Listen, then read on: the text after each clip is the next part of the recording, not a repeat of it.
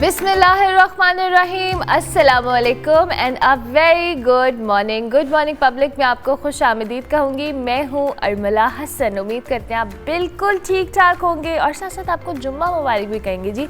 आज जुम्मे का दिन भी है। कल रात को लेट नाइट तक मैंने जाग कर ओलंपिक्स का मैच देखा, जिसमें जेवलिन थ्रो, आपको पता है पाकिस्तान के लिए 40 इयर्स के बाद इतनी बड़ी खबर आई है कि हमने ओलंपिक्स के अंदर गोल्ड मेडल जीता है। ये इतनी ज़बरदस्त बात है। आपको पता है कि 32 इयर्स पहले हमने जो एक ब्रॉन्ज मेडल जीता था, लेकिन आज जब मैं आपको ये खबर दे रही हूँ तो 40 साल के बाद ओलंपिक्स में पाकिस्तान के लिए अरशद नदीम ने जी गोल्ड मेडल जीत लिया है। पूरी रात पाकिस्तानी इसको सेलिब्रेट करते रहे। इनफैक्ट हम बहुत दिनों से अरशद के लिए रूट कर रहे थे, जैसे उन्होंने फाइनल्स के लिए क्वालिफाई किया था और 92.97 मीटर की थ्रो करके ओलंपिक्स में नया रिकॉर्ड भी बनाया है अरशद नदीम ने, और साथ साथ तो गोल्ड मेडल जीता ही है। फाइनल में जी पूरी कौम की नज़रें अरशद नदीम पर थी, जो पाकिस्तान को जो कहने ओलंपिक्स में कोई मेडल दिलाने के लिए एक उम्मीद थी, और वो उम्मीदों में बिल्कुल पूरा उतरे और तमाम पाकिस्तानियों को उन्होंने जो खुशी दी है, ना सिर्फ रिकॉर्ड कायम किया है ओलंपिक्स के अंदर बल्कि गोल्ड मेडल भी जीता है। So we are really proud of him. हमें बहुत खुशी हो रही है कि आज हम ये सेलिब्रेट कर रहे हैं। कल रात को इनफैक्ट जब ये मैच हो रहा था तो उस वक्त सारे लोग टीवी के आगे बैठे यही एक्सपेक्ट कर रहे थे, दुआएं मांग रहे थे कि अरशद नदीम किसी तरह से ये गोल्ड मेडल जीत लें। इनफैक्ट उन्होंने ना सिर्फ गोल्ड मेडल जीता, मैं वही कह रही हूँ, उन्होंने रिकॉर्ड बनाया। That's a huge achievement for him and Pakistan as well. आपको पता है जी, भारतीय जो खिलाड़ी हैं नीरज चोपड़ा, वो दूसरे नंबर पर रहे, जबकि अरशद नदीम के जीतने के ऊपर सब अहम शख्सियात ने उनको मुबारकबाद दी। उनके जाने से पहले, फाइनल में क्वालिफाई करने से पहले तमाम लोगों के वीडियो मैसेजेस, अपने जो सोशल मीडिया प्लेटफॉर्म्स को लोग यूटिलाइज़ करते हुए उन्हें दुआएं दे रहे थे। और फाइनल में जाने से पहले अरशद ने भी कौम से अपील की थी जी कि उनके दुआओं में याद रखें ताकि वो ये मेडल जीतने में कामयाब हो जाए। जी मोहसिन नकवी हों, इसहाक डार साहब हों, वज़ीर आज़म हों, आर्मी चीफ़ हों, सब लोगों ने अरशद नदीम को मुबारकबाद पेश की है। और साथ साथ जी अरशद नदीम को सिंध हुकूमत की जानिब से 5 करोड़ का इनाम भी अनाउंस किया गया है। जो कामरान टिसोरी साहब हैं गवर्नर, उन्होंने भी 20 लाख रुपीज़ इनाम का ऐलान किया है। So we are really proud. जो इनका जर्नी है वो बड़ा मुख्तलिफ और बहुत डिफ़िकल्ट और बहुत चैलेंजिंग रहा है। अरशद का बीच में इंजरी का शिकार हुए, इसके बाद इन्होंने तैयारियां मुकम्मल की।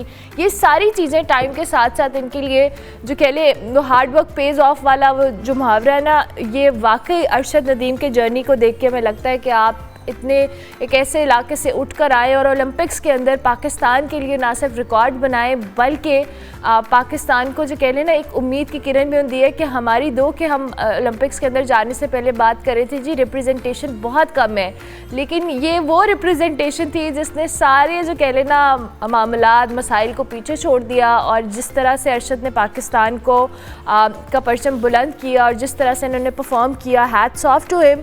और इसके साथ हमें एक चीज़ एज ए नेशन भी सीखनी चाहिए, और मुझे लगता है अथॉरिटीज़ के लिए भी एक बड़ा स्ट्रॉन्ग मैसेज इसमें है कि हम अपने प्लेयर्स को स्टार्टिंग से ही ओन करें। अगर हमें उनमें कोई टैलेंट या कोई ऐसी चीज़ नज़र आ रही है, ये तो अरशद हैं जिन्होंने काम किया, मेहनत की, और जितने मर्जी चैलेंजेस थे इन्होंने इस तरह से जाकर वहाँ पे परफॉर्म किया अपने बलबूते के ऊपर। लेकिन बहुत सारे ऐसे प्लेयर्स हैं जो अभी भी जिनमें बहुत पोटेंशियल है, लेकिन हुकूमती सरपरस्ती ना होने की वजह से कोई इनको ओन करने को तैयार नहीं है, उनको शायद वो रिकग्निशन नहीं मिल पाती है, वो उस तरह से परफॉर्म नहीं कर पाते। सो मैं इस प्लेटफॉर्म से हमेशा ये कहती हूँ कि भाई आप प्लीज़ अपने प्लेयर्स को ओन करें। अगर आपको लगता है किसी में पोटेंशियल है, एक प्राइवेट सेक्टर एक प्लेयर को ओन कर ले, उसका ख़र्चा उठा ले, उसको टूर्नामेंट्स के लिए तैयारी करा दे। ये सारे मामला आप ये सिर्फ एक मेडल की बात करें, हम इमेजिन भी नहीं कर सकते कि इतना बड़ा जो एक टैलेंट का ज़ख़ीरा हमारे पास मौजूद है, अगर हम उनको ओन करके उन पर इन्वेस्ट कर दें तो ये एक क्या इतने मेडल्स हमारे हिस्से में आएंगे कि हम सोच भी नहीं सकते। सो अरशद नदीम के लिए हम तालियां भी बजाएंगे, हम खुशी का इजहार भी करेंगे और उनको सेलिब्रेट भी करेंगे। और कल मैं न्यूज़ भी देख रही थी, हर जगह आता कि अब जगह जगह बिलबोर्ड अरशद नदीम के लगने चाहिए और आने वाली जनरेशन्स को पता होना चाहिए कि अरशद नदीम वो हीरो थे और वो हीरो हैं जिन्होंने पाकिस्तान को ओलंपिक्स के अंदर 40 साल के बाद एक गोल्ड मेडल जीत कर दिया है। So it's a huge achievement for Pakistan and congratulation जी, सब पाकिस्तानी कौम को मुबारकबाद। हमने सोचा कि सुबह सुबह में रोज़ कहती थी अच्छी खबर नहीं, आज इतनी अच्छी खबर थी कि मेरा दिल किया कि मैं सुबह सुबह आपके साथ ये खबर शेयर करूँ जिन लोगों ने अगर अनफॉर्चुनेटली रात को ये नहीं देखा। चलिए जी, अरशद नदीम के हवाले से हम बार बार बात करेंगे और कोशिश करेंगे कि अरशद को भी हम अपने शो में बुलाएं और उनको भी उनसे भी राबता करें, उनको भी उनकी खुशियों में शामिल हों।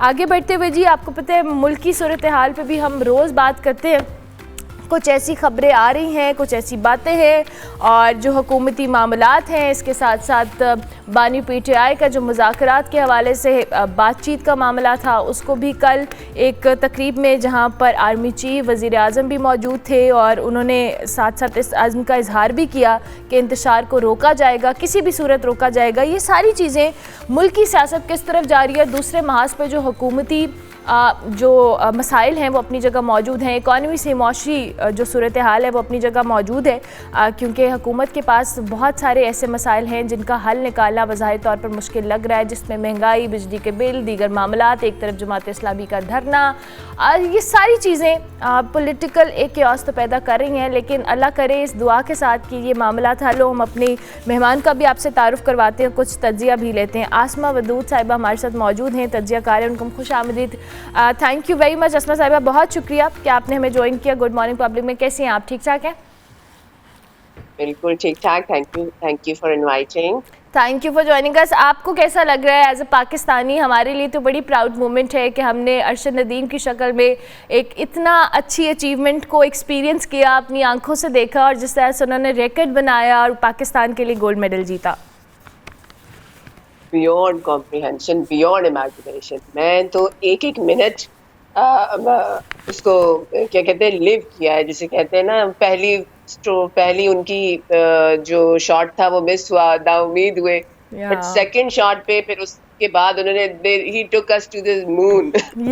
और मजे की बात ये थी कि वो उसके बाद एक बहस चल पड़ी ना हमारे पूरे सर्कल में कि गोल्ड हमारा आ गया है या अभी नहीं आया, गोल्डन थ्रो रूल होगा या सारे का एवरेज होगा या आखिरी वाले राउंड का होगा। उफ, it was amazing, hands of, applause, clapping, बाउ टू अरशद नदीम। उसने हमें ऐसी खुशी दी है और ऐसा एक स्टीरॉयड का इंजेक्शन हमें लगाया ना खुशी का और प्राइड का, कि हम उसका जितना भी थैंक यू करें वो कम है। Like gold medal in Olympic और 118 साल का रिकॉर्ड तोड़ा है। Amazing, amazing, absolutely no words. और ये खुशी, जर्नी, सबसे बड़ी बात ये है कि इनकी जर्नी ही एज अ हम्बल जर्नी। जब इनका पहला हुआ था मुल्तान में, जब इन्होंने थ्रो किया था, he was wearing broken shoes, and the moment, like जो उस मोमेंट था ना, उसमें मेरे समेत मेरे ख्याल से हर पाकिस्तानी का या तो दिल बहुत इमोशनल था या they had tier in their eyes. मतलब इस बंदे का जितना इंसान थैंक्स करे वो हम उसको कॉम्प्रिहेंड, हम उसको नहीं कर सकते। ना हमने इसे सपोर्ट किया, ना हमारी स्पोर्ट्स सिस्टम में इतनी जान थी कि वो उसे सपोर्ट कर सके। एक एम्बिशन लेके बंदा चला और पूरी नेशन के लिए प्राइड लेके आया। Amazing, amazing. एब्सोल्युटली, आपने वही बिल्कुल ठीक कहा कि ये जो जर्नी है इसका सारा क्रेडिट उनके लिए ही है जिन्होंने इतनी स्ट्रगल के बावजूद ये काम किया है, दो कि हमारे सिस्टम के अंदर इतनी ताकत नहीं थी। और अब मेरे ख्याल से हम सब ओन कर रहे हैं and I am really proud of it. जी जी, आप कुछ For him, he was ready to beg, borrow, steal, whatever for bringing this pride to the nation. He was ready to go any limit, any beyond. इस किस्म की जो हमारी एक है ना, लोगों में हमारी यही रेजिलियंस होती है, हम पाकिस्तानियों में यही रेजिलियंस है, लेकिन ये अरशद नदीम इसकी फिनोमिनल एग्जाम्पल है। एब्सोल्युटली। चलें जी, ये तो हमारी खुशी की खबर है। इसके साथ साथ अब सियासत की खबर करते हुए आपको पता है इसमें थोड़े से हम दुखी हो जाते हैं, क्योंकि कुछ ऐसी बातें होती हैं और हो रही हैं जो शायद एज अ नेशन हमारे लिए एक्सेप्टेबल नहीं है। ओवरऑल मुल्क की जो सियासत है आपको किस तरफ जाती हुई नज़र आ रही है, जहाँ पर हम एक तरफ पीटीआई के हवाले से बात कर रहे हैं, दूसरी तरफ हुकूमत के चैलेंजेस की बात कर रहे हैं मौशी महाज के ऊपर, फिर तीसरी जानिब जो जमात इस्लामी धरना दिए हुए है, कुछ चीज़ें क्लियर होने का नाम नहीं ले रही हैं और सबसे बढ़कर इस सारी सूरत हाल में कंफ्यूज सिर्फ आवाम है कि उन्होंने क्या करना है। देखिए जी, जब आप पॉलिटिकल सिनेरियो को देखते हैं ना तो उसमें जमूद जो होता है ना, स्टेग्नेशन, वो डेंजरस होती है, वो बहुत खतरनाक होती है। खामोशी, जमूद, स्टेग्नेशन, कहाँ मोबिलिटी ना हो, निगोशिएशंस ना हो, आगे बढ़ने के रास्ते ना नजर आ रहे हो। हम लोग अभी माशाल्लाह उस जगह पे नहीं है। हमारी बड़ी हैपनिंग सियासत है, हमारी बड़ी हैपनिंग सियासत ये रहना है। हमारे अगर एंगेज पॉलिटिकल एंटिटीज एक दूसरे को नहीं भी करना चाह रही ना, तो they are verbal with each other कि हम इनसे एंगेज नहीं करना चाह रहे। तो जहाँ पे आपकी कन्वर्सेशन हो रही हो, जहाँ पे वर्बल एक चीज एक्सचेंज हो रही हो, वहां से रास्ते निकलते हैं। मैं इस पूरी सिचुएशन में हमारी पॉलिटिकल एरेना बहुत हैपनिंग है, मगर इसके बारे में हमेशा से ऑप्टिमिस्टिक इसलिए रहती हूँ कि यहाँ पे जमूद नहीं है। We are constantly in search of a solution. We are constantly in search of a better place to be politically. अभी इस वक्त जो कन्फ्रंटेशन हमें नजर आ रही है वो भी एक्चुअली कन्फ्रंटेशन नहीं है। देखिए मसला क्या है कि आपकी political capital Awam, they are residing with certain party, certain leader. There are some people who are in power. They don't have the actual political capital, but either alliance or some other ways, कुछ और उन्हें अपने alliance किए या कुछ और तरीके इस्तेमाल करके वो गवर्नमेंट में है। इस्टेब्लिशमेंट खुद को इवेंचुअली अपने आप को लोगों से अलाइन करेगी, उन्हें लीडरशिप से फर्क नहीं पड़ता, उन्हें लोगों से फर्क पड़ता है।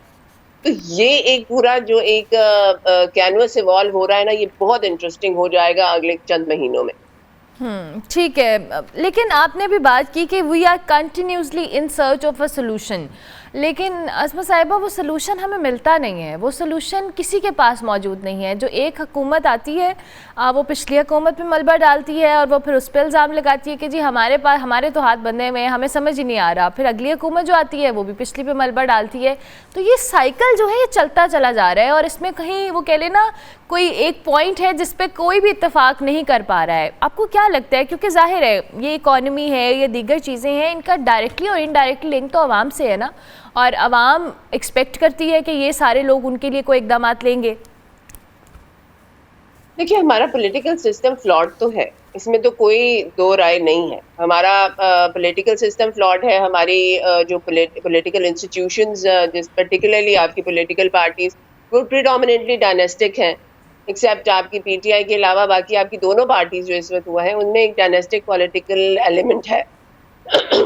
डायनेस्टिक पॉलिटिकल एलिमेंट में ये होता है कि न्यू माइंड्स, न्यू ब्लड नहीं आ सकता, न्यू लीडरशिप इवॉल्व नहीं होती जिसमें तो जब न्यू लीडरशिप इवॉल्व नहीं होगी तो इनोवेटिव सॉल्यूशंस नहीं आएंगे, इनोवेटिव आइडियाज नहीं आएंगे, out of the box thinking नहीं आएगी। ये सब प्रॉब्लम तो हमारे हैं, लेकिन अभी हम उस जगह पे कि 8 फरवरी के इलेक्शन के बाद हम ये उम्मीद कर सकते हैं कि अब एक नया सिस्टम, हमारा डेमोक्रेटिक सिस्टम इवॉल्व होगा। मैं प्रेसिडेंशियल और पार्लियामेंट्री ये बात नहीं कर रही, मैं सिर्फ ये बात कर रही हूँ जहाँ पे आपके नई बडिंग लीडरशिप इवॉल्व होगी, जहाँ नए लोग आएंगे, जहाँ मोर कॉम्पिटिटिव लोग आएंगे, एजुकेटेड लोग आएंगे, जहाँ एक्सपर्ट्स आएंगे। तो हम उस डायरेक्शन में मूव कर रहे हैं, लेकिन उसकी पेस क्या है, it is sometimes very fast, sometimes very slow. लेकिन ये शुरू वहां से होगा जहाँ पे लोगों की राय को जमहूरियत में जमहूर को रिकॉग्नाइज कर लिया जाएगा। जब वो होगा ना तो फिर आपका सिस्टम के फ्लॉज भी with strong government, with the strong presence of the people representative, उसको हम ऑल्टर कर सकेंगे, बेहतर कर सकेंगे। लेकिन जब तक ये नहीं होता, वीक गवर्नमेंट आपकी रहेगी, हंग गवर्नमेंट आपकी रहेगी, जब तक आपकी गवर्नमेंट के पीछे आपकी आवाम की सपोर्ट नहीं होगी, हम इसी तरह से इस सर्कल में घूमते रहेंगे। और इसका फिर एक डोमिनोस इफेक्ट होता है। आपकी पहले पॉलिटिकल सिस्टम खराब होता है, फिर आपकी पॉलिटिकल स्टेबिलिटी खराब होती है, फिर आपकी इकोनॉमी से खराब होती है, फिर आपकी जनरल अनरेस्ट आ जाती है, उसको फिर रोका नहीं जाता। लेकिन यह है कि गुड बिगिनिंग शुड बी कि पॉलिटिकल कैपिटल को, लोगों की राय को, जमहूर में जमहूरियत को रिकॉग्नाइज किया जाए। Absolutely, absolutely, thank you very much Asma साहिबा, बहुत शुक्रिया। आसमा वदूद हमारे साथ मौजूद थी जी, मौजूदा सियासी सूरत हाल पर अपना तजिया दे रही थी और साथ साथ उनके मुताबिक जहाँ पे आवाम की राय को इम्पोर्टेंस दी जाएगी फिर ही चीज़ें बेहतर होंगी, और जब तक ये पॉलिटिकल स्टेबिलिटी नहीं आएगी we can't expect anything. Break लेते हैं, ब्रेक के बाद वापस आते हैं। आप देखते रहिए गुड मॉर्निंग पब्लिक।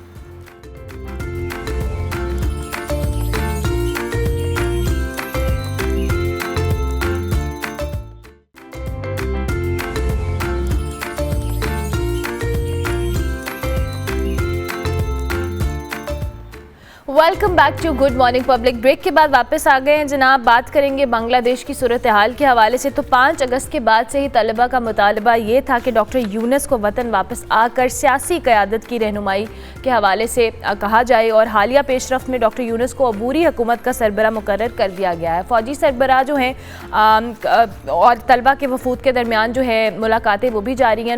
मुलाकातों के सिलसिले में ये पेशरफ्त हुई है कि जो मामला इस तरफ गया है। दूसरी रिपोर्ट्स के मुताबिक जी बांग्लादेश की ओवरऑल जो सूरत हाल है, जिसमें रोड्स हों, ट्रैफिक की रवानी हो, दीगर मामलात हो, सब मामूल के मुताबिक है। और जो तलबा हैं वो नहायत ज़िम्मेदारी के साथ इन सारे मामलात को लेकर चल रहे हैं। ट्रैफिक हो या दीगर अमूर हो, उनको खुद से संभाला है, साथ ही सड़कों की सफाई भी की है। ये भी कहा जा रहा है जी कि बांग्लादेश में जो मुकीम हज़ारों हिंदू अफराद हैं वो बॉर्डर के ज़रिए हिंदुस्तान जाने की या नकल मकानी करने के हवाले से भी कोशिश कर रहे हैं। बांग्लादेश की ताज़ा तरीन सूरत हाल और इसके साथ साथ बरतानिया में भी जी कुछ हंगामे हो रहे हैं, और इन हंगामों के हवाले से भी हम ज़रा बात करेंगे। हमारे साथ ब्रिगेडियर रिटायर्ड हारिस नवाज साहब मौजूद है। Thank you very much brigadier साहब, बहुत शुक्रिया। Good morning, I hope you are doing well. ये जो अभी बांग्लादेश की सूरत हाल के हवाले से हमने बात की है, और हुकूमत के खात्मे के बाद ये जो अबूरी हुकूमत आई है, क्या देखते हैं जी डॉक्टर यूनुस की सरबराही में ये मामलात किस तरफ जाएंगे? देखिए, होपफुली जाने अच्छे चाहिए, इसलिए कि ये अबूरी हुकूमत जो है, स्टूडेंट्स ने ये सारा कुछ रिवोल्ट किया था और उनकी मर्जी से उनकी नॉमिनेशन के बाद इन लोगों को ये अबूरी हुकूमत बनी, डॉक्टर यूनुस को लाया गया है।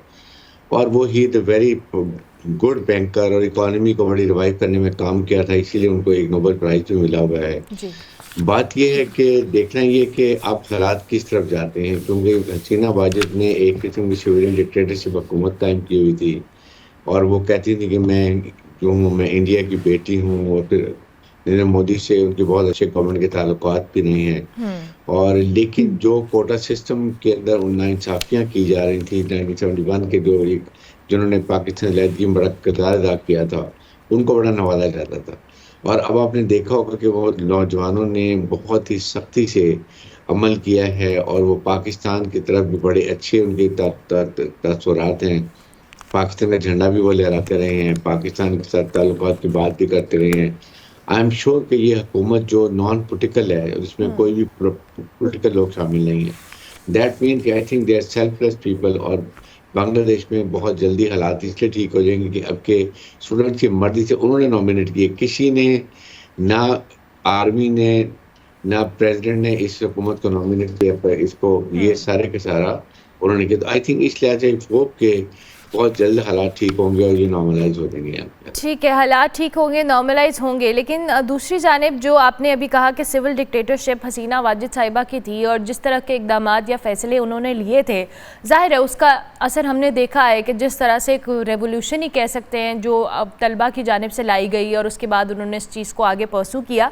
ब्रिगेडियर साहब, ये जो मामला हसीना वाजिद साहिबा का है, और अब जिस तरह से भारत ने उनकी पुष्पनाई की है, वो बहुत मौक़ों के ऊपर भारत को के उनकी रिप्रेजेंटेटिव के तौर पे ही जानी जाती थी, और अब वो जो प्रोपेगेंडा किया जा रहा है इंडिया की तरफ से, ज़ाहिर है उस बौखलाहट में वर यू एक्सपेक्टिंग कि ये हसीना वाजिद या इंडिया ये एक्सपेक्ट कर रहा था कि इस तरह के हालात होंगे कि उनको फ़ौरन मुल्क से निकलना पड़ेगा, भारत को पनाह देनी पड़ेगी, और वो इस तरह से दुनिया के सामने एक्सपोज होगा?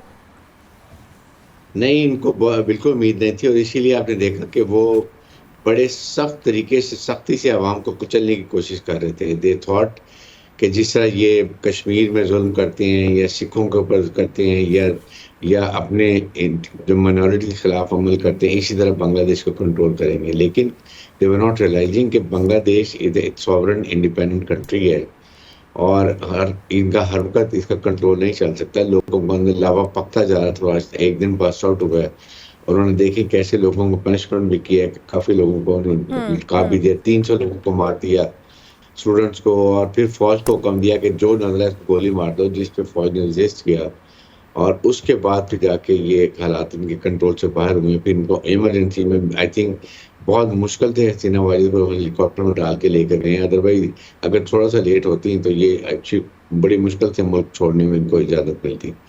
तो उस कॉन्टेस्ट में देखा जाए तो ये सरप्राइज हुए हैं और ये बहुत बड़ी इंडिया की नाकामी भी है, बल्कि अब ओवरऑल इनका साउथ एशिया के अंदर जो है वो इन्फ्लुएंस कम होता जा रहा है। आपने देखा बांग्लादेश इनसे निकल गया, नेपाल इनके कंट्रोल में नहीं है, श्रीलंका इनके कंट्रोल में नहीं है, मालदीव इनके कंट्रोल में नहीं है।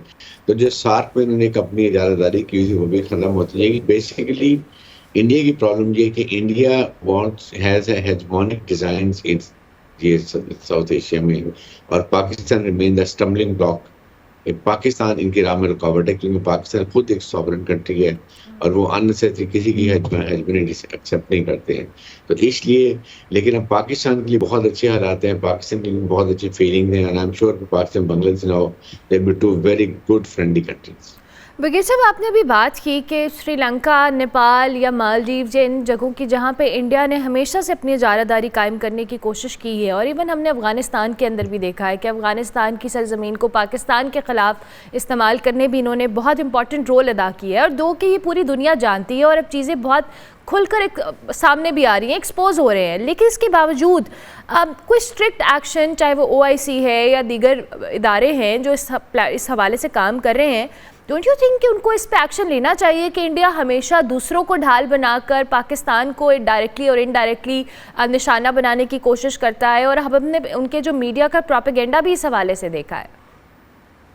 देखिए उर्मिला, बात उसमें ये है कि वी मस्ट अंडरस्टैंड कि India is a big country और US से इसको अपनी प्रॉक्सी यूज़ करता है अगेंस्ट पाकिस्तान, अगेंस्ट चाइना।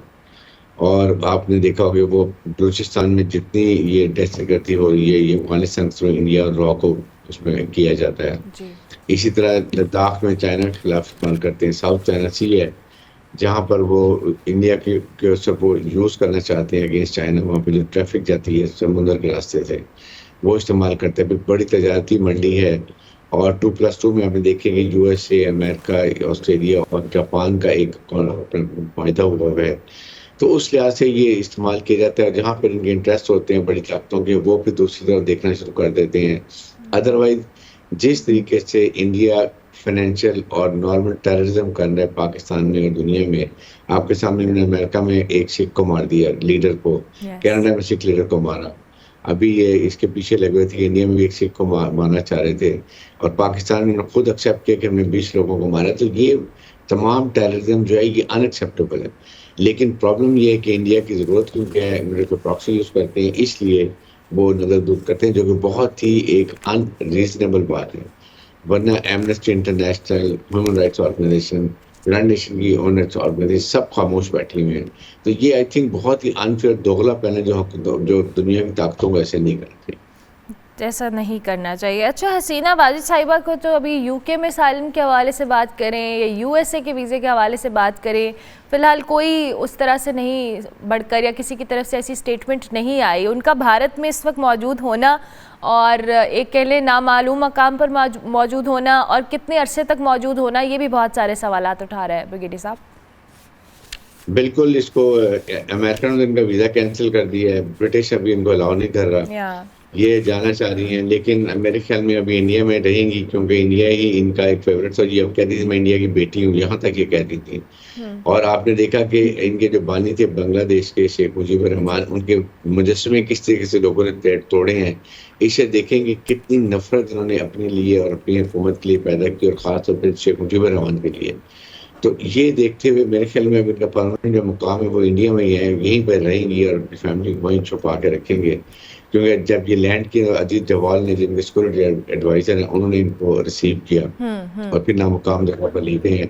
तो ये बहुत ही एक पाकिस्तान के लिए बहुत बेहतर है कि पाकिस्तान के बांग्लादेश से ताल्लुकात अच्छे होंगे। इन्होंने देखे ना कितना जुल्म किया है। जमात इस्लामी के 90 साल के जो लीडर थे उनको हैंग सजाए मौत दी, और फिर जमात इस्लामी को बैन किया हुआ था, खालिद जिया को 7-8 साल से अरेस्ट किया हुआ था। अब वो पॉलिटिकल काफ़ी एक्टिविटी होगी, आज़ादी होगी। आई एम श्योर अब देखना ये है कि कितने फेयर इलेक्शन होते हैं बांग्लादेश में, कौन सी हुकूमत आती है और फिर निज़ाम ज़िंदगी कैसे चलता है। बट इट लुक्स कि स्टूडेंट्स और यंग यूथ साथ है, तो मेरे ख्याल में हालात बहुत बेहतर होंगे। हालात बहुत बेहतर होंगे। अच्छा ब्रिगेड साहब, पाकिस्तान का भी इसमें स्टांस बड़ी इंपॉर्टेंस का है, और आपने कहा कि पाकिस्तान के लिए कहीं ना कहीं अच्छा है, लेकिन पाकिस्तान की बांग्लादेश के साथ जो सफारती ताल्लुकात होंगे या जो भी हमारे चीज़ें होंगी, उसमें हमें भी बहुत स्ट्रैटेजिकली साथ साथ लेकर चलना पड़ेगा। पाकिस्तान का स्टांस इस सूरत हाल में और इसकी सारी जो कह लें स्ट्रैटेजी क्या होनी चाहिए? देखिए, पाकिस्तान की हुकूमत ने बड़ा क्लियर अनाउंस किया कि हम बांग्लादेश के साथ हैं, बांग्लादेश के अवाम के साथ हैं, जो वो फैसला करेंगे पाकिस्तान बिल्कुल उसको एक्सेप्ट करेगा।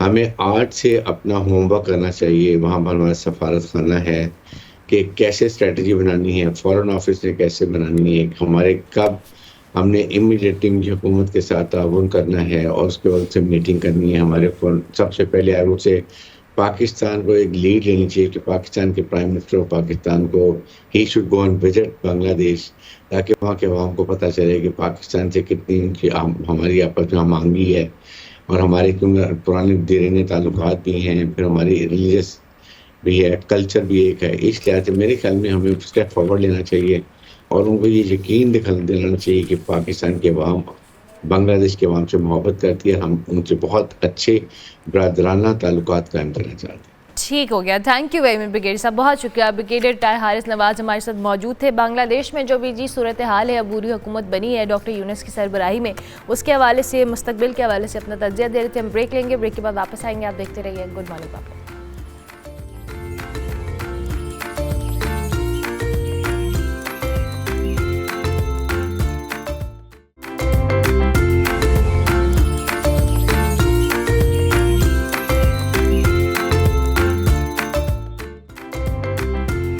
Welcome back to good morning public. Break के बाद वापस आ गए जी। पाकिस्तान में जितनी भी फोर्सेस हैं, हम हमेशा बात करते हैं कि वो फर्स्ट रिस्पॉन्डर्स होती हैं। जब भी कोई आफत, कोई इस तरह का मसला आता है, तो हमारी जितनी भी फोर्सेस हैं वो हमेशा पेश रहती हैं। और आज हम जिस हवाले से बात करने वाले हैं, बहुत इंपॉर्टेंट टॉपिक है। पाकिस्तान के अंदर जहाँ हम क्लाइमेट चेंज की बात कर रहे हैं, मुख्तलिफ चीज़ों की बात करते हैं, वहाँ पर टाइम के साथ साथ जी मुख्तलिफ, हमें पता है हर साल सैलाब भी आते हैं, तूफ़ानी बारिशें भी होती हैं, दीगर मामलात भी होते हैं। और मुल्क भर में हालिया बारिशों के पेश नज़र के हवाले से बात की जाए तो नेशनल डिज़ास्टर जो मैनेजमेंट अथॉरिटी है, इसने मुल्क के मुख्तलिफ इलाकों में सैलाब के ख़तरे का जो ख़तरा है उसको ज़ाहिर किया गया है। तमाम मुतल्लिका जो महकमे हैं उनको एहतियाती तदाबीर इख्तियार करने के हवाले से हिदायत भी की गई है।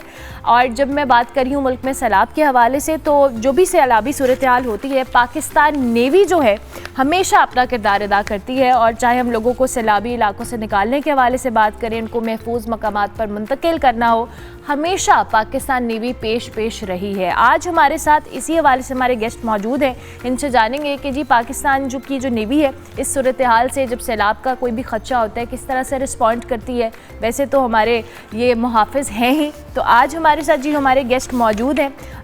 लेफ्टिनेंट अमीर हमजा साहब मौजूद हैं, तमगा बसालत, पाकिस्तान नेवी से इनका ताल्लुक़ है। Thank you very much sir, कैसे हैं आप? खैरियत से? जी अल्हम्दुलिल्लाह। तो सबसे पहले तो हमें ज़रा आप थोड़ा सा बताएं कि चूँकि बहुत सारी जगहों पे पाकिस्तान नेवी फर्स्ट रिस्पॉन्डर भी होती है, कभी आप लोगों की कोऑर्डिनेशन दीगर इदारों से भी होती है। हाउ डज़ इट वर्क अगर खुदा न खास्ता मुल्क के अंदर कोई भी सैलाबी सूरत हाल है, कोई भी ऐसा मामला है? पाकिस्तान नेवी ने एक बहुत अच्छा मैकेनिज़्म सेट किया हुआ है और इसे हम डिवाइड कर देते हैं 2 पार्ट्स में, नॉर्थ साइड और साउदर्न साइड। ठीक है। नॉर्थ साइड पे इस तरह से होता है कि पाकिस्तान नेवी ऐसा फर्स्ट रिस्पॉन्डर काम नहीं करती। हमारे जो दीगर इदारे हैं, NDMA, PDMA, प्रोविंशियल गवर्नमेंट और उसके अलावा DC, AC, वहाँ से एक चैनल के थ्रू हमारे पास रिक्वेस्ट आती है कि उन्हें असिस्टेंस चाहिए, किसी जगह पे कोई डेड बॉडी डूब गई है, कोई इंसान डूब गया है। लोग सियाहती मकामात पे जाते हैं, वहाँ पे एक्सीडेंट्स होते हैं और वो दरियाओं में, नालों में गिर जाते हैं, डैम्स में गिर जाते हैं, तो हमें रिक्वेस्ट आती है और हम फिर उसके अगेंस्ट रिस्पॉन्ड करते हैं। इसी तरह साउथ में चले जाएं तो हमारा पाकिस्तान नेवी का एक इदारा है, joint maritime information coordination centre. ठीक है। उसके साथ दीगर इदारे मुंसलिक हैं जो कौमी भी हैं और बैनुल अक़वामी भी हैं। ठीक है। उसमें फ़िशरमैन कम्युनिटी है, NDMA, PDMA हैं और दीगर जो प्रोविंशियल इदारे हैं वो भी उसके साथ मुंसलिक हैं। तो जैसे ही रिक्वेस्ट आती है तो हम वहाँ पे एज ए फर्स्ट रिस्पॉन्डर भी काम करते हैं। और फिर उस JMICC से सारा मिशन जो है वो कोऑर्डिनेट किया जाता है और डिफरेंट इदारों से हेल्प भी ली जाती है और उन्हें हेल्प आउट भी किया जाता है। ठीक है, जिन आप मुख्तलिफ इदारों की बात करें, ज़ाहिर है आपने कहा कि आप 2 सिस्टम्स में आपने इसको डिवाइड किया, but when it comes to natural disaster की बात कर रहे हैं, वो खुदा न खास्ता ऐसी सूरत हाल है जिसमें आप लोगों को फ़ौरन से करना है। विद टाइम ऑब्वियसली चीज़ें, मैकेनिज़्म बदलता है, ट्रेनिंग्स बदलती हैं, फर्स्ट रिस्पॉन्ड करने का तरीका बदलता है। क्या ओवर द टाइम इवॉल्व हुआ है ये सारा सिस्टम?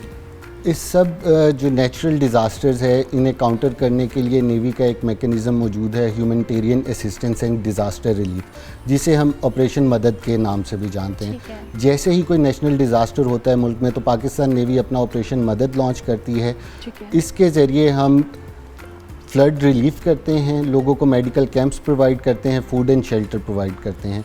और इसी ऑपरेशन मदद के फिर डिफरेंट फेजेस हमने मैकेनाइज किए हुए हैं ताकि उस चीज़ को स्ट्रीमलाइन करने के लिए, जिसमें एक प्रिपरेटरी फेज़ है, प्री डिज़ास्टर फेज़ है, जिसमें हम प्रिकॉशनरी मेजर्स लेते हैं, वार्निंग्स इशू करते हैं, क्योंकि सिंध और बलूचिस्तान में लो डिज़ास्टर अवेयरनेस है, लोग उस तरह से डिज़ास्टर के बारे में अवेयर नहीं है, तो हम प्रिकॉशनरी मेजर करते हैं, सेमिनार कंडक्ट करते हैं, फिशरमैन कम्युनिटी को बुला के उन्हें गाइड करते हैं और वार्निंग्स इशू करते हैं डिफरेंट किस्म की।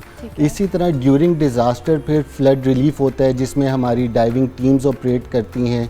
किसी जगह पे डेड बॉडी हो, उसको रिकवर करना हो, लोगों स्ट्रैंडेड हों लोग, उनको निकालना हो, उन्हें सेफ़ मुकाम तक पहुंचाना हो, तो ये हमारी ड्यूरिंग डिज़ास्टर जो होती हैं चीज़ें होती हैं, जिसमें मेडिकल कैंप्स भी हैं, उन्हें शेल्टर भी प्रोवाइड करते हैं, फूड भी प्रोवाइड करते हैं। और इसी तरह आफ्टर डिज़ास्टर फिर हम नेक्स्ट टाइम उस इवेंचुअलिटी के होने से पहले हम किस तरह से काउंटर मेजर्स ले सकते हैं, या हम प्रिकॉशनरी मेजर किस तरह से ले सकते हैं, तो वो फिर दोबारा हम उन इलाकों में जाके उन लोगों को गाइड करते हैं, ख़ुद अपनी ऑब्जर्वेशंस देखते हैं कि हम किस तरह से मज़ीद बेहतर हो सकते हैं, अपनी इक्विपमेंट्स को हम कैसे बेहतर बना सकते हैं, अपने प्रोसीजर्स को किस तरह से मज़ीद बेहतर बना सकते हैं। तो ये एक डिफ़ाइन मैकेनिज़्म है जो सारे का सारा इस चैनल के थ्रू होके गुजरता है, यानी इवॉल्व होता रहता है और आप अपनी वो सारी जो पास्ट एक्सपीरियंसेस आपके होते हैं उसको मज़ीद इवॉल्व करते हैं। अच्छा, ये तो हो गया नेचुरल डिज़ास्टर की हम बात कर रहे हैं, प्री पोस्ट सारी आपके जो मेजर्स हैं, लेकिन आप जो आम रूटीन में जिन मेडिकल कैंप्स का आप जिक्र कर रहे हैं, जिस तरह से लोगों को फैसिलिटेट करने के हवाले से बात कर रहे हैं,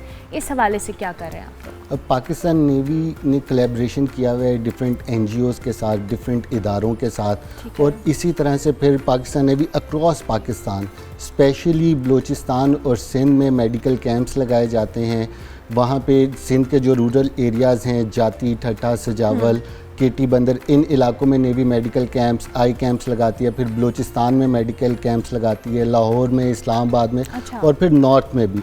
ऐसे इलाके जहाँ पे मज़ीद मेडिकल फैसिलिटीज़ की ज़रूरत है और हम उसे किसी तरह से इम्प्रूव कर सकते हैं, तो नेवी डिफरेंट इदारों की मदद से वहाँ पे मेडिकल कैंप्स लगाती है, जिसमें नेवी के डॉक्टर्स अपने मौजूद होते हैं, नेवी के सारे इक्विपमेंट्स मौजूद होते हैं, और जो NGOs और डिफरेंट मुख्तलिफ इदारे हैं नेवी के साथ मुंसलिक, उनके भी इक्विपमेंट्स और डॉक्टर्स मौजूद होते हैं वहाँ पे। अच्छा, मुख्तलिफ इदारों के साथ कोऑर्डिनेशन के हवाले से मैं आपसे ज़रूर बात करूँगी, क्योंकि ज़ाहिर है एक तो वार्निंग आ गई, उसके बाद फिर आपने जब वहाँ पर रिस्पॉन्ड करना है, वहाँ पे ऑलरेडी बहुत सारे काम लोग कर रहे होते हैं।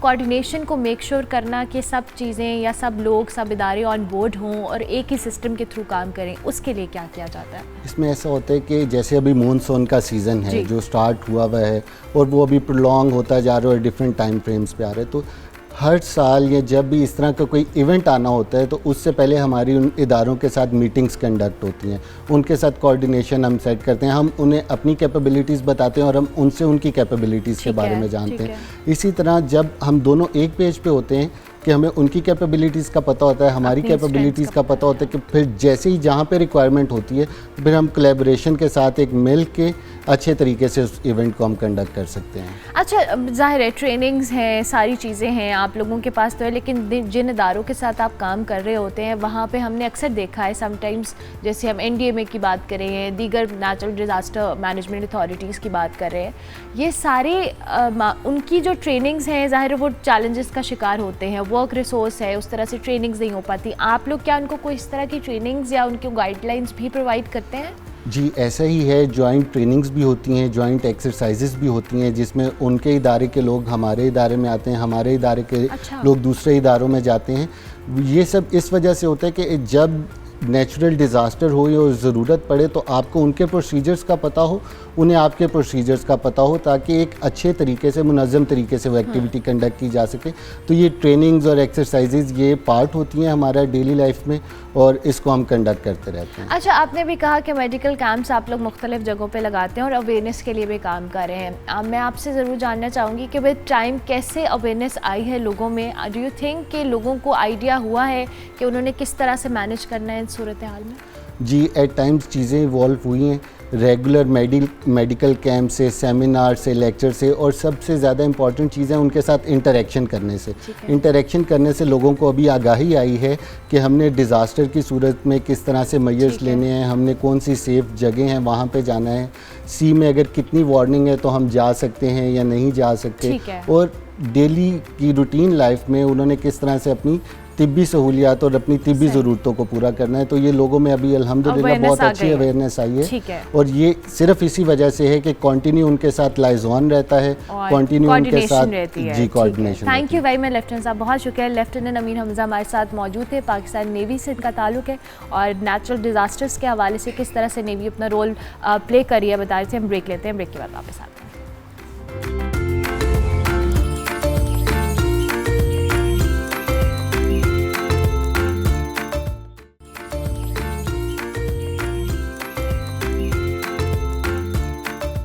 एजाज़ मलिक मेरा नाम है। ये घर जिसका नाम अब पड़ गया है के हाउस, कन खजूरा हाउस, इसके कमरे जो हैं जो आप ऊपर देखेंगे वो आधे घर के अंदर हैं और आधे घर के बाहर है। एक खामोश लैंग्वेज में पौधे हमसे कहते रहते हैं कि आप इंसान भी हमेशा आहिस्ता आहिस्ता वक्त, हालात, मौसम और सीजन्स के मुताबिक अपने ख्यालात भी बदलते जाएं और अपना बिहेवियर भी बदलते जाओ। ये एक तरह से आप समझें एक ट्रिब्यूट है एक बहुत बड़े आर्किटेक्ट को जो फ्रेंच है और उसका नाम है लू कॉर्बुज़िए।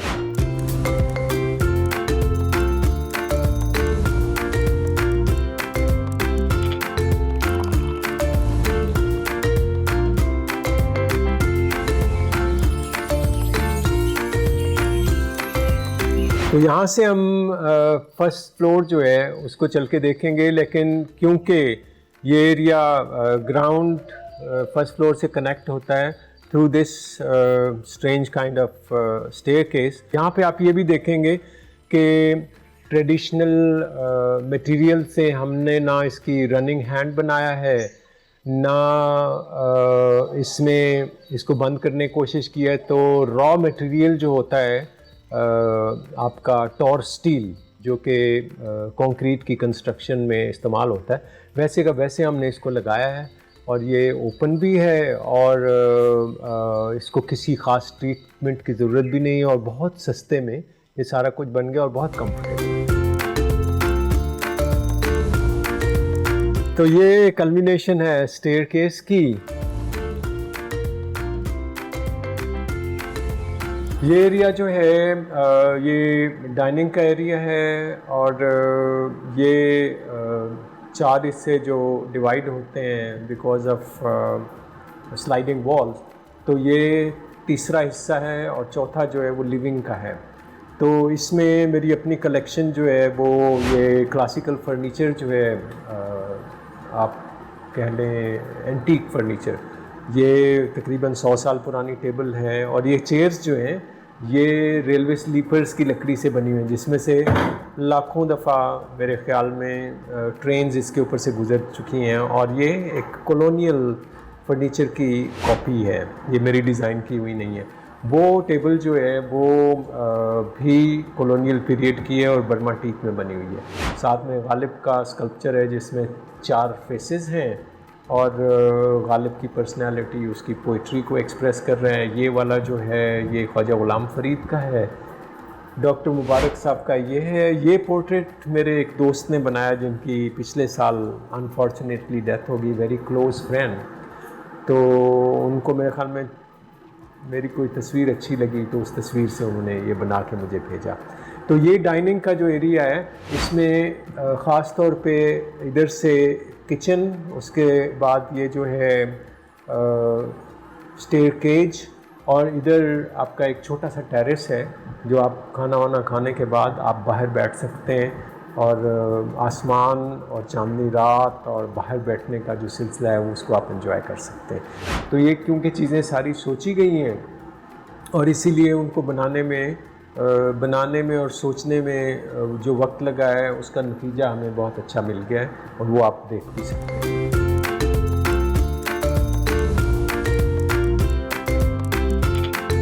मैं ये चाहूँगा कि आपको अपनी पेंटिंग्स के बारे में कुछ चीज़ें डिटेल में बताऊं। अगरचे मैं एकेडमिकली मैंने पेंटिंग को किसी स्कूल से, किसी इदारे से नहीं सीखा, लेकिन मेरे अंदर ये ख्वाहिश हमेशा रही है कि ये जो आर्ट है, इमेजिनेशन, और फिर उस इमेजिनेशन को कैनवस के ऊपर लाना या ड्राइंग की शक्ल में लाना एक बहुत नफीस अमल है।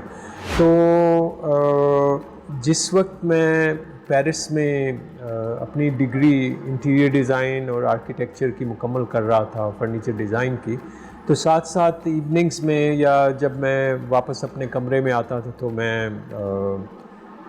पेंटिंग रेगुलरली करता रहा। और उन्हीं दिनों में मैंने पेरिस के तकरीबन तमाम म्यूज़ियम्स जो हैं उनको हर वीकेंड के ऊपर जब भी मुझे मौका मिलता रहा तो पूरा दिन मैं म्यूज़ियम्स के अंदर गुजारता था। और पेंटिंग्स असल में मैंने म्यूज़ियम्स से सीखी है, म्यूज़ियम्स और गैलरीज से।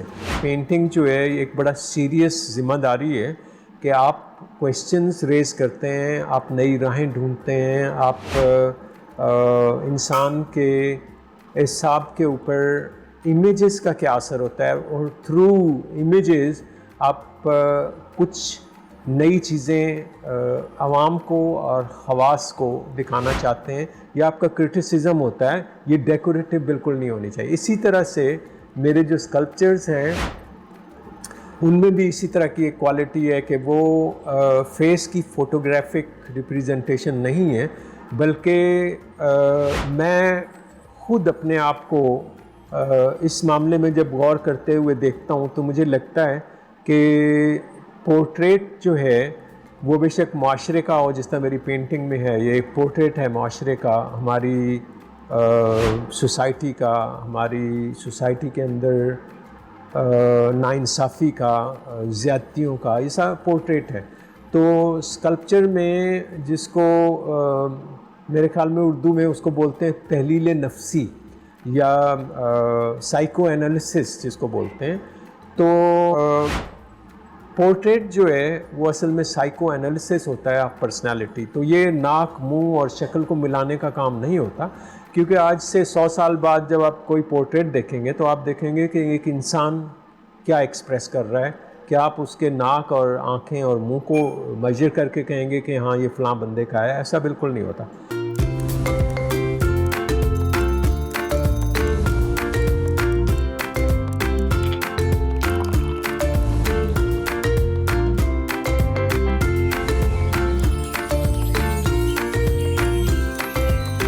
तो अगर हम एक दो स्कल्पचर्स को थोड़ा सा तफसील में देखें तो ये पीछे सादत हसन मंटो का स्कल्पचर है जो मैंने उसके तमाम अफसाने और उसके ऊपर जो कुछ लिखा गया है उसको पढ़ने के बाद बनाया है।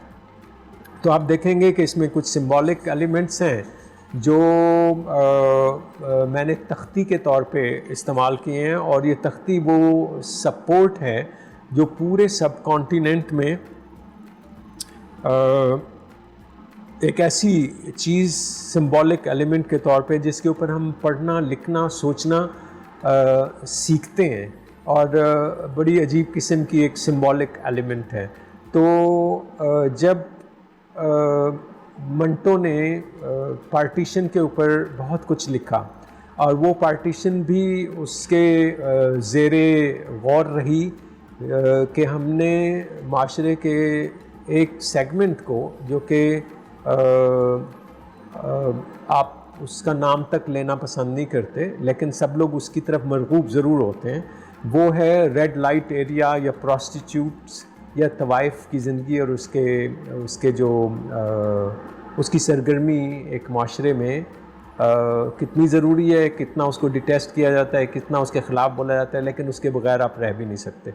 तो हमेशा से बल्कि आर्किटेक्चर को अप्रिशिएट करने वाले लोगों ने 2-3 चीज़ों का नाम इस तरह से लिया कि ब्रेड, ब्रिक और प्रोस्टिट्यूट्स, ये हमेशा इंसान के साथ रहेंगे। तो ये एक अजीब सी चीज़ है। मंटो ने इसके ऊपर बहुत काम किया। तो तख्ती का जो इमेज है इस स्कल्पचर में जो मेरे पीछे नज़र आ रहा है, वो तख्ती जो है कॉलोनाइजेशन अंग्रेज़ों के वक्त में वो तख्ती टूट गई, और उस टूटी हुई तख्ती का मतलब ये है कि हमारी लैंग्वेज, हमारी हिस्ट्री, हमारी पहचान जो है उसको अगर आप हिस्ट्री को गौर से देखें तो अंग्रेज़ जब यहाँ पे आए तो बिल्कुल वो शशदर थे कि ये सिविलाइजेशन कितनी आगे निकल चुकी, हम कितने पीछे हैं। तो फिर किसी बंदे ने कहा कि अगर इनको कॉलोनाइज़ करना है तो आप इनको पहले जाहिल साबित करें, इनकी ज़बान को कहें कि घटिया ज़बान है, ये लोग खुद घटिया हैं। यहाँ से हमारी सारी ट्रेजर जो थे इंटेलेक्चुअल, स्पिरिचुअल, वो सारे यहाँ से ले गए, और हमारे पास उनकी लैंग्वेज रह गई जो हमें बोलनी नहीं आती। तो ये तख्ती जो है ये उसको एक्सप्रेस करती है।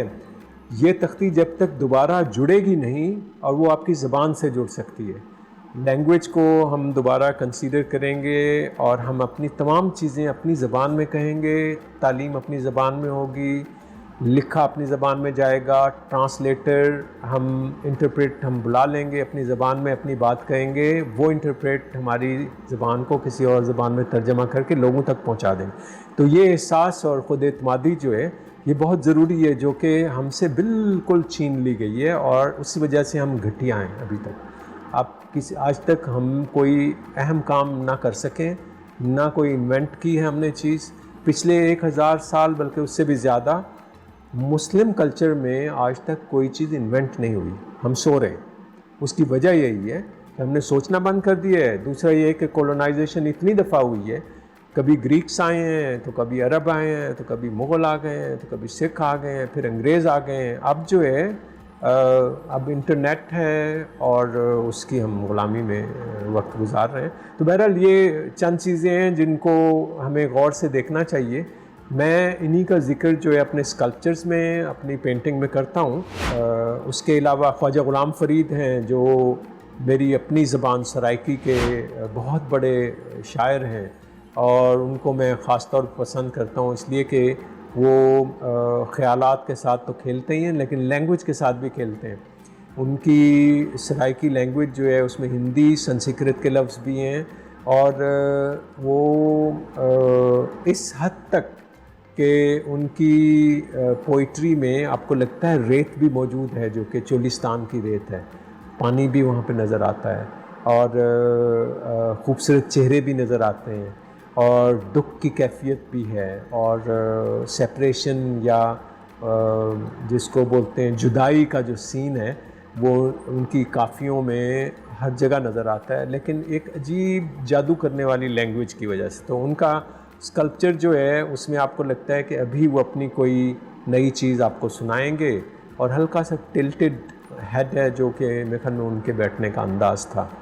तो इस तरह से बाकी स्कल्पचर जो हैं जिसमें सादकैन का है अपसाइड डाउन मैन, जो कि बहुत ही ज़बरदस्त पर्सनालिटी है, और उसके अलावा फैज़ अहमद फैज़ का है जिसमें उनके 3 चेहरे हैं, एक एनामॉर्फिक फेस है और 2 ऐसे हैं जो फ्रैगमेंट की शक्ल में हैं।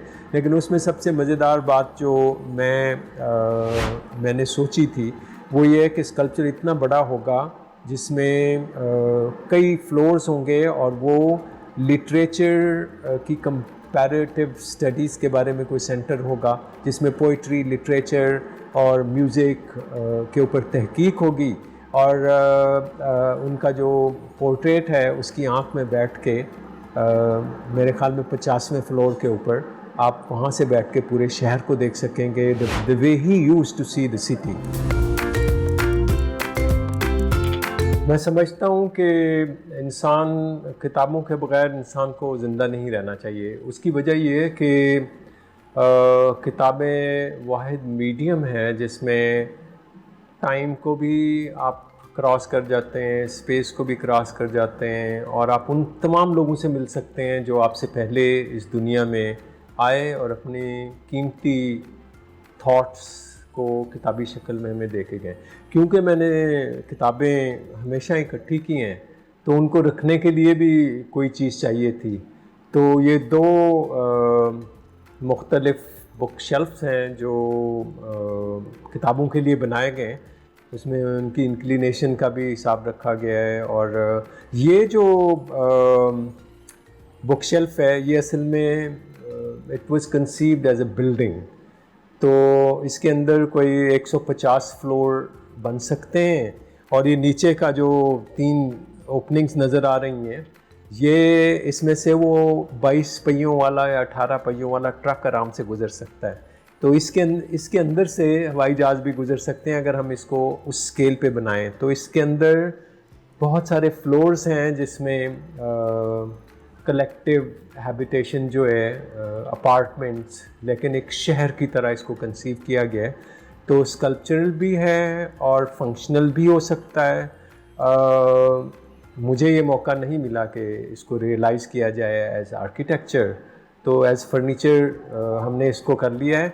और जिन बंदों ने इसके अंदर रहना है उसकी बजाय ये किताबें रह रही हैं। और ये वाला जो है ये इसके 2 हिस्से हैं जो इस तरह से एक दूसरे के साथ आके मिलेंगे या इस तरह मिलेंगे। तो ये मेरे 2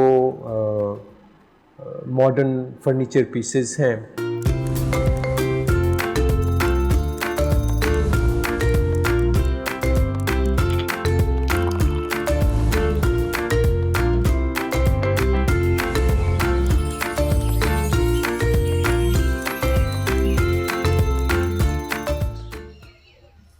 आप मेरे पीछे देखेंगे बीकन हाउस नेशनल यूनिवर्सिटी, और उसके साथ कनेक्टेड ये घर जो के हाउस के नाम से मशहूर है।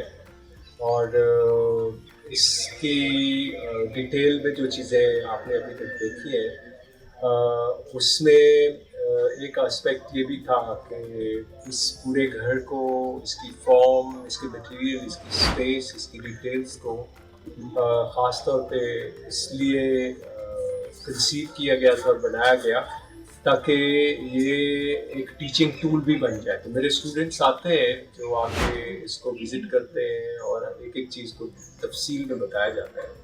तो there it becomes really a teaching tool because you can see the thing that we promise in our discourse or during our instructions. So it can be illustrated. It illustrates well, and students then get the essence of what space should be, and then they really change their way of looking at things during 5 years intense studies. Thank you.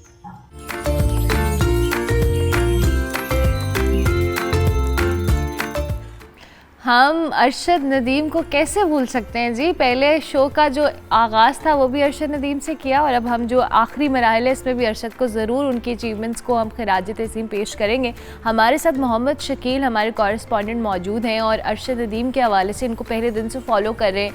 अब thank you very much, बहुत शुक्रिया शकील साहब आपका। ये जो भी हमने achievement देखी है अरशद की, बहुत बड़ी अचीवमेंट है। 40 साल बाद एक गोल्ड मेडल जीतना इटसेल्फ बड़ा प्राउड मोमेंट है हम सब। No doubt. देखें, अगर जीत एक ऐसी जीत है अरशद नदीम की कि उन्होंने पर्सनल बेस्ट किया, ओवरऑल बेस्ट किया, फिर ओलंपिक्स की तारीख में रिकॉर्ड कायम कर दिया। इससे पहले इतनी बड़ी थ्रो किसी एथलीट ने नहीं फेंकी थी। तो यकीनी तौर पर ये पूरे पाकिस्तान के लिए आज बड़ी खुशी की खबर है। लेकिन हमें अरशद नदीम की इन कामयाबियों के पीछे उनकी मेहनत को भी नहीं भूलना चाहिए। जिस तरह से अरशद ने मेहनत की है, यहाँ पर पंजाब स्टेडियम के अंदर वो ट्रेनिंग किया करते थे। तकरीबन बड़ी गर्मी, ये जो गर्मियाँ गुजरी हैं लाहौर की, आपने देखा था 50 डिग्री के तकरीबन टेम्परेचर टच करता था, लेकिन अरशद ने अपनी ट्रेनिंग मिस नहीं की। गो के फैसिलिटीज़ उनको उस तरह से प्रोवाइड नहीं की गई थी, लेकिन अरशद का जो जज्बा था वो काबिल-ए-दीद था।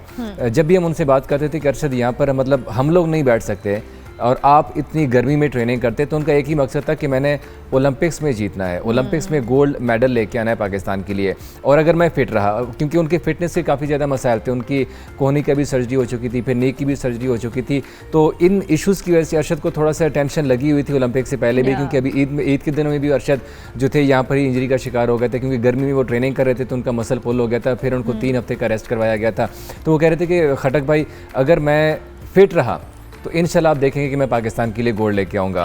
और उन्होंने आज अपनी बात सच साबित की और पूरे पाकिस्तान का आज सर फ़ख्र से बुलंद कर दिया है। जितने भी एथलीट्स हैं, इवन ये अरशद की कामयाबी जो है यकीनी तौर पर ये पाकिस्तान के एथलेटिक्स की कामयाबी है। अब उम्मीद है, मैं उम्मीद यही करता हूँ अपने जो फेडरेशन हैं जितने भी, उनसे मैं ये रिक्वेस्ट करता हूँ कि आज अगर अरशद जीता है तो हमें उनकी कामयाबी को सिर्फ इस दिन तक मखसूस नहीं करना चाहिए, बल्कि आगे जो आने वाली ओलंपिक्स हैं 2028 की, इन ओलंपिक्स में हमारे 7 एथलीट्स ने शिरकत की है। हमें अब कोशिश करनी चाहिए कि एग्जैक्टली अब 2028 के जो ओलंपिक्स आ रहे हैं उसमें कम से कम हमारा जो दस्ता है वो 50 के करीब को टच होना चाहिए। एक अरशद सिर्फ नहीं होना चाहिए जो क्वालिफाई करता है। हमने अरशद के ऊपर इतनी इन्वेस्टमेंट नहीं की। अगर हम उनके कंपटीटर हमेशा से, क्योंकि भारत रिवायती हरीफ कहते हैं, नीरज चोपड़ा है उनके रिवायती हरीफ, हालांकि अरशद उनको अपना बड़ा भाई मानते हैं कि मेरे कोई रिवायती हरीफ नहीं है, और उनको खुशी होती है कि जनूबी एशिया से कम से कम देखा है उनकी मदर्स ने जो स्टेटमेंट्स एक्सचेंज किए हैं दोनों की वालिदा ने, और फिर उसके बाद जो हमने उनकी जानिब से दोनों पिछले जब उनका कंपटीशन था उसमें बड़ा अच्छा जेस्चर उन्होंने शो किया। एग्जैक्टली ऐसी है। लास्ट टाइम भी जब नीरज पहले जीते थे और अरशद सेकंड पे आए थे तो उनकी वालिदा ने ऐसे ही जज्बात का इज़हार किया था और अरशद को अपना बेटा कहा था कि वो भी मेरे बेटे की तरह ही है, और इसीलिए अरशद भी नीरज चोपड़ा की काफ़ी इज्जत करते हैं। और ये स्पोर्ट्समैन स्पिरिट है बेसिकली कि वो फील्ड के ऊपर बेशक कंपटीटर है लेकिन आउट ऑफ द फील्ड वो एक दूसरे के साथ मिलते हैं। और इसीलिए अरशद ने जब लास्ट क्वालिफाइंग राउंड में क्वालिफाई किया तो उन्होंने कहा कि मेरी ख्वाहिश है कि मैं अगर गोल्ड जीतूँ तो नीरज चोपड़ा जो वो सिल्वर मेडल जीते, और कुदरत की करनी देखिए कि अरशद ने गोल्ड जीता है और नीरज ने सिल्वर मेडल जीता है। तो अरशद की अगर हम ओवरऑल इस थ्रो की बात करें, उन्होंने कहा था कि अगर मैं ओलंपिक्स में फिट रहा तो मैं 85 को टच करूंगा, लेकिन अरशद ने क्वालिफाइंग राउंड में, हालांकि कॉमनवेल्थ के अंदर जब उन्होंने गोल्ड मेडल जीता था तब उन्होंने 90 मीटर्स की थ्रो की थी और ये उनका पर्सनल बेस्ट हो गया था। इसमें जब लास्ट उन्होंने क्वालिफाइंग राउंड में थ्रो की तो उनका सीजन बेस्ट हो गया था 86 अरशद का, जो परसों उसने किया था 86.59 का, वो उनका सीजन बेस्ट था। लेकिन रात को जब उन्होंने पहला फाउल हो गया था तो थोड़ा सा जाहिर सी बात है हम लोग भी टेंशन में तो आ गए थे, लेकिन उम्मीद थी क्योंकि 6 थ्रोज करने होते हैं, अपने 5 बाकी थे। दूसरे में जो उन्होंने जिस तरह से थ्रो किए और जिस रिदम में वो आए, एग्जैक्टली मुझे आज उनके कोच की बात याद आ रही थी कि अगर अरशद पहले तो ये बिल्कुल यहाँ से जोर लगाता है, अगर वो जिस्म का भी जोर लगाए तो ये बंदा ना 100 मीटर वाला है। अच्छा। हमने कहा शायद मजाक कर रहा है कि 100 मीटर बड़ा टफ होता है ओलंपिक्स में, लेकिन अरशद ने जिस तरह से थ्रो की तो तब हमें कम से कम मुझे यकीन हो गया था कि अब जो है गोल्ड की उम्मीदें हैं। लेकिन कंपटीटर जाहिर सी बात है उनके साथ पीटर एंडरसन जो थे ग्रेनाडा वाले, फिर जर्मनी वाले, और फिर नीरज, हमें टेंशन तब लगी हुई थी कि नहीं कुछ भी हो सकता है, कुछ भी हो सकता है। लेकिन नीरज का दिन काफ़ी बुरा था, 5 उन्होंने फाउल किए, पहला फाउल, फिर दूसरी जो थ्रो थी उनकी 89 मीटर की, उसके ऊपर उन्होंने ब्रॉन्ज मेडल डिक्लेयर हुआ, लेकिन सिल्वर सॉरी, लेकिन नीरज का दिन बुरा था, उनकी फ्रस्ट्रेशन उनके चेहरे के ऊपर आया थी।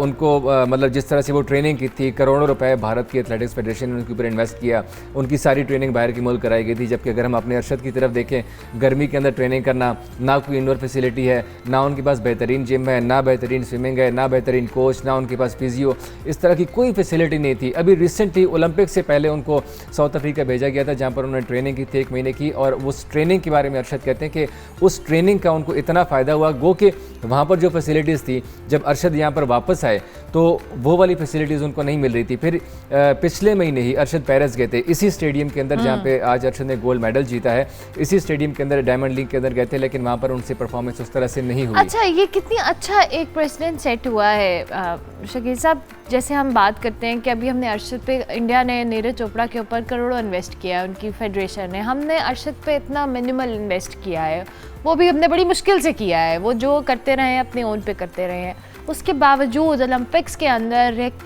अपना रिकॉर्ड ब्रेक करके और फिर उसको जीतना, मेडल जीतना, अगर यही हम अपने प्लेयर्स को ओन करना शुरू कर दें और उन पे थोड़ा सा भी इन्वेस्ट कर लें तो शायद हमारी रिप्रेजेंटेशन 7 की बजाय 100 हो जाए। एग्जैक्टली ऐसी है। देखिए मेरी परसों बात हो रही थी, पंजाब स्टेडियम में गया हुआ था जहाँ पर हमारे पाकिस्तान के फास्टेस्ट जो स्प्रिंटर हैं शजर अब्बास, उनसे मैंने बात की तो उनके डिपार्टमेंट ने, उन्होंने अपना डिपार्टमेंट चेंज किया तो उनके अभी तक पैसे उन्होंने वापस नहीं किए थे। तो ये यहाँ पर हमारे एथलीट्स का अलमिया है कि उनको इवन जो वो जीत के भी आते हैं ना, उनको वो वाली रकम भी नहीं मिलती, तो फिर उनके लिए फैसिलिटीज़ तो दूर की बात है। फ़ाइका रियाज ने इस ओलंपिक्स के अंदर पार्टिसिपेट किया, पाकिस्तान की तेज़ तरीन स्प्रिंटर है 100 मीटर में। यहाँ पर जब वो ओलंपिक्स की तैयारी कर रही थी, अकेले तैयारी कर रही थी, उनका ऑफिशियल कैंप नहीं लगा हुआ था। चंद दिन पहले उनका ऑफिशियल कैंप लगाया गया था और उनको कोच दस्तयाब किया गया। हालांकि वो बार बार ये रिक्वेस्ट करती रहती थी कि मुझे अपना पर्सनल कोच दिया जाए ताकि मैं उनके साथ ट्रेनिंग करूँ।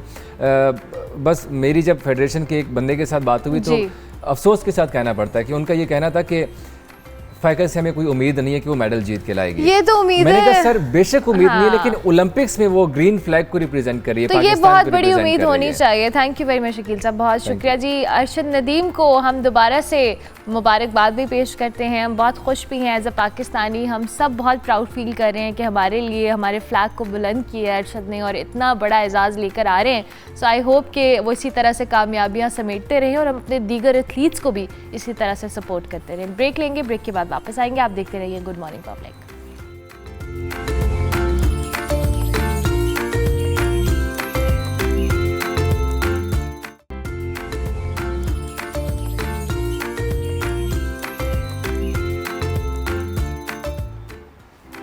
Welcome back to good morning public program का बिल्कुल आखिरी हिस्सा। हमने सोचा कि वैसे तो आजकल हम हर जो ट्रेंडिंग चीज़ें उसके बारे में बात करते हैं, लेकिन कभी कभी ये जो ट्रेंडिंग चीज़ें हैं ना, ये हमारी सेहत के लिए बड़ा नुकसानदेह भी होती हैं। कल हमने जिक्र किया था कोरियन स्किन केयर का, आज हम इन कोरियन नूडल्स का जिक्र करेंगे जो कि शदीद स्पाइसी होती हैं और चूँकि ट्रेंडिंग में है तो आपको हर जगह नज़र आ रही होती हैं, लोग खा रहे हैं स्टोर्स के ऊपर। अब तो पाकिस्तानी ब्रांड्स ने भी उस तर्ज की नूडल्स बनाना शुरू कर दी हैं। बेसिकली नूडल्स इटसेल्फ क्या हमारी सेहत के लिए अच्छी हैं या नहीं, इस पे भी हम बात करेंगे। और इसके साथ साथ कि जो हम सिर्फ मिर्चों की शक्ल में ये नूडल्स खा रहे हैं, इसका हमारी सेहत पर कितना बुरा असर पड़ रहा है, इसी के लिए हम बात करेंगे। आसमा खान हमारे साथ मौजूद हैं, क्लिनिकल डाइटिशियन हैं, उनको हम खुश आमदीद कहते हैं। Thank you very much.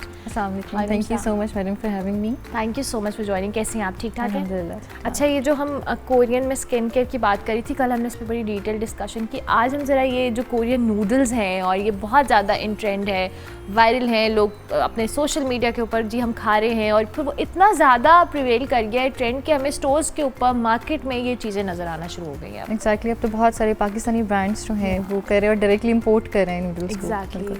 अच्छा, तो अगर हम बिल्कुल इनिशियली इसको स्टार्ट करें, जैसे आपने क्वेश्चन किया कि नूडल्स जो हैं वो इटसेल्फ क्या हैं, तो बेसिकली सबसे पहली बात जो पता होनी चाहिए पब्लिक को कि कैटेगरी क्या है। प्रोसेस्ड फूड है, नेचुरल नहीं है। मतलब आपको ये अल्लाह ताला ने इस फॉर्म में हमें नहीं दी, ठीक है। आपको डिफरेंट हमारे पास फूड सब्सटेंसेस हैं, जैसे गंदम है, चावल है, सूजी है, तो इसको प्रोसेस किया जाता है, ठीक है। एक लंबा प्रोसेस का जो है एक चेन ऑफ प्रोसेस है, जिसके बाद हमें एक नूडल्स की फॉर्म में एक पैकेज प्रोडक्ट मिलता है।